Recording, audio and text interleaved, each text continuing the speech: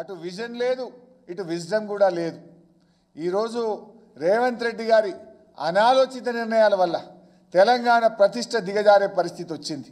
3 సంవత్సరాలు ఇక్కడ ఉండాల్సినటువంటి ఇంటర్నేషనల్ కార్ రేసింగ్ అర్ధాంతరంగా మధ్యంతరంగా దాన్ని ఇలా రద్దు చేసినారు.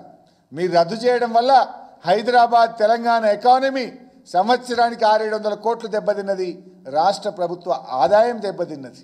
రాష్ట్రానికి నష్టం జరిగింది. ఈరోజు ఇంకా ఈయన అంటాడు, ఈ మధ్యలో ఎక్కడో అన్నాడు 2036లో ఒలింపిక్స్ పెట్టారట. ఇది ఎట్లుందంటే కూట్ల రాయి తినడు ఎట్ల రాయి తీసిండట. ఉన్న అగ్రిమెంటును, ఉన్న కార్ రేసింగ్ను, ప్రపంచ ప్రతిష్టాత్మకమైన కార్ రేసింగ్ను ఉన్నదాన్ని ఓడగొట్టిండు. ఇంకేదో పెద్ద ఒలింపిక్స్ చేస్తానో డబ్బ కొడుతున్నాడు.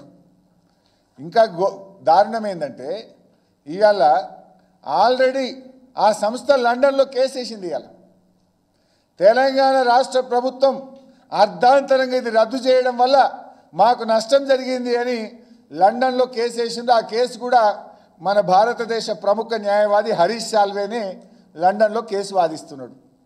రేపు అక్కడ వాళ్ళ కేసు గెలిస్తే రాష్ట్రానికి భారం, రాష్ట్రానికి నష్టం.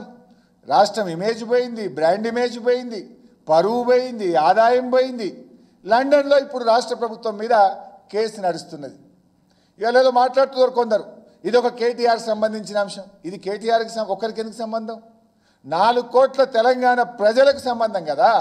4 కోట్ల ప్రజలున్న తెలంగాణ రాష్ట్రం యొక్క ఇమేజ్ దెబ్బతిన్నది, హైదరాబాద్ ఇమేజ్ దెబ్బతిన్నది. ఇది దేశం ప్రతిష్ట దెబ్బతీసినవు. ఈ రాష్ట్రం యొక్క పరువు తీసే విధంగా రేవంత్ రెడ్డి గారి నిర్ణయాలు ఉన్నాయి. అంటే విజన్లెస్ చీఫ్ మినిస్టర్ ఒక రకంగా చెప్పాలంటే. అన్ని తప్పులే. ఏది అప్పులు అప్పులు అని లేని అప్పులు చెప్పుడు, లేకదంటే హైడ్రా అని చెప్పి ఆయనతో రియల్ ఎస్టేట్ రంగాన్ని ఆగం చేసుడు, ఎల్ఎన్టీ సీఈఓని అరెస్ట్ చేయంటాడు. అంటే ఓ దాసనారాయణరావు గారు సినిమా తీసిండు బైసాబ్. ఎందుకంటే ఆ సినిమా పేరు పిచ్చోని చేతిలో రాయి. ఇవాళ అట్లా అయిపోయింది మన రాష్ట్ర పరిస్థితి. రేవంత్ రెడ్డి పాలనలో ఎప్పుడు ఎవరి మీద పడతాడో, ఎవరి మీద కేసులు పెడతాడో, ఏం చేస్తాడో తెలియనట్టు అయిపోయింది. శుక్రవారం వచ్చిందంటే ప్రజలు భయపడుతున్నారు.